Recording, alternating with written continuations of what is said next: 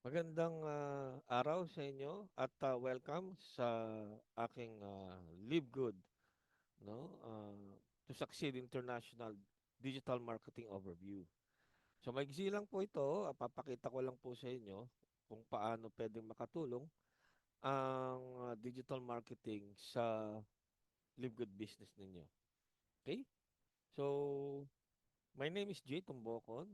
Background po is former OFW, former call center agent, and 11 years po ako sa multi-level marketing industry and I'm now a permanent resident of Canada. Okay? So, ito po yung family ko. We're now in Canada. Now, let's start. Kaya alam po natin ng Live Good.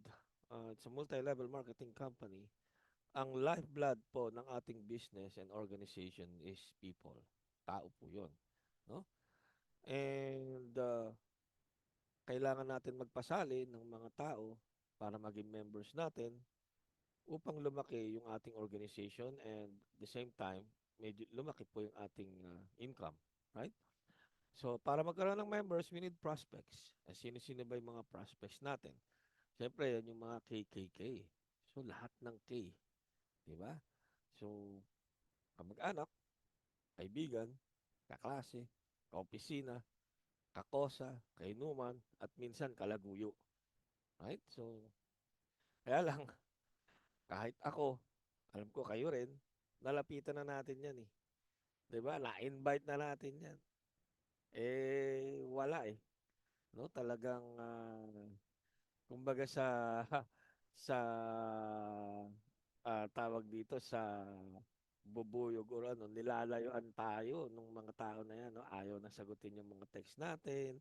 Pag nakikita tayo, hindi lumalayo na. Pag message mo, hindi umiimik. Sinisin na lang tayo, 'di ba? So, ganun po talaga, no?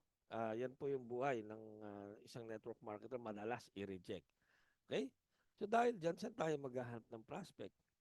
Diba? Tayo ba ay susuko na lang? O hahanap tayo ng ibang paraan?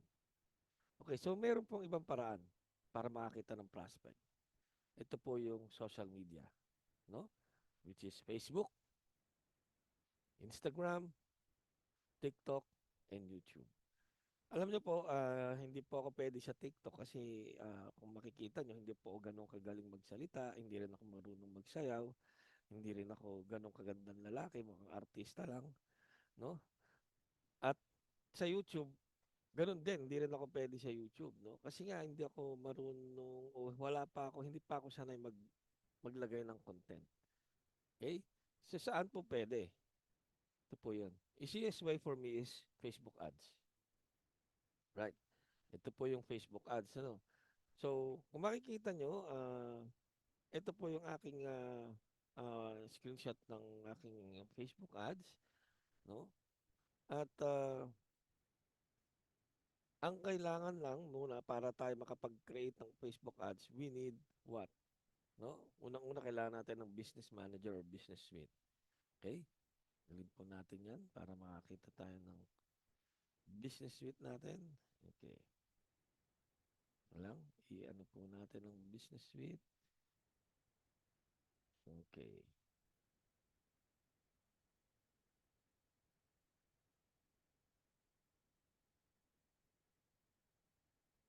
Okay. So, ito po yung aking business suite. Alright? Ah, kung makikita nyo, no, itong business suite na ito, nakatali po to sa inyong Facebook profile. Napakadali lang po mag-create ng business suite. Baka sa inyo meron na nito. No, dito po natin ginagawa yung Facebook ads through Ads Manager. Okay? So, pag na-create na po yan, ito po siya. Okay? So, once na na-create po natin ito, so before creating yung inyong ads, yung inyong campaign, gusto ko pong malaman ninyo, no, kung paano ba ang auction, no, sa Facebook. Okay? Ganito po siya, no? Yung auction po sa Facebook is like this. Okay?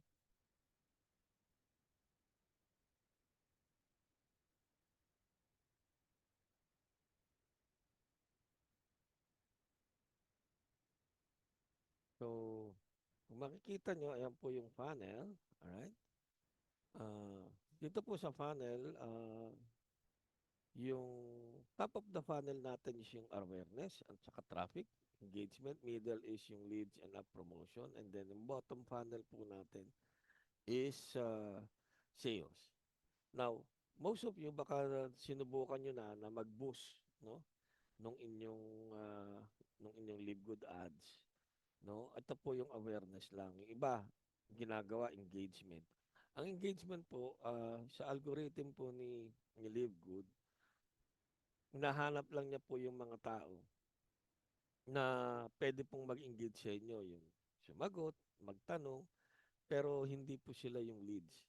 Ang leads po, ito po yung mga taong pwedeng sumali sa inyo, magbibigay po ng impormasyon tungkol sa inyo, like yung email, phone number nila.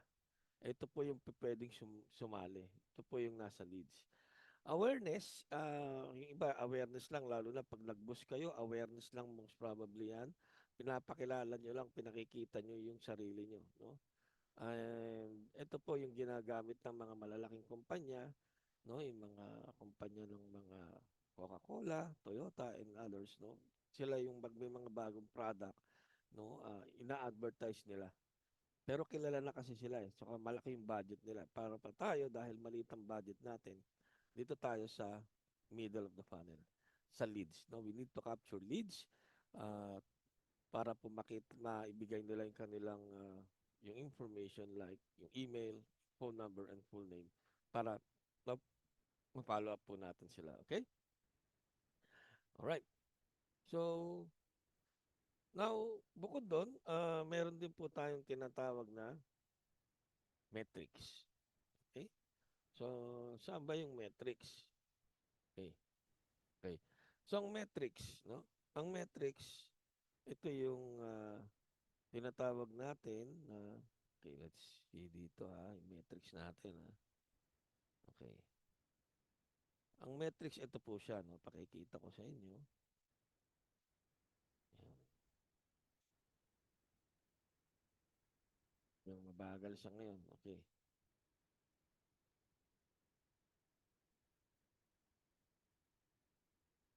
Ha?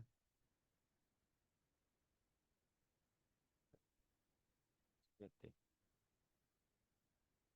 Oh,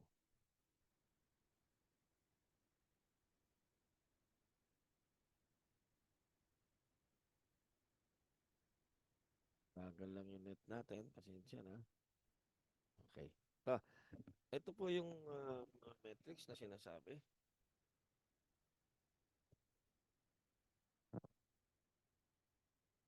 So, ito po yung sinasabing metrics. Like, for example, ito po yung reach, no? Nakailan na? Ito po yung aking niraran na isang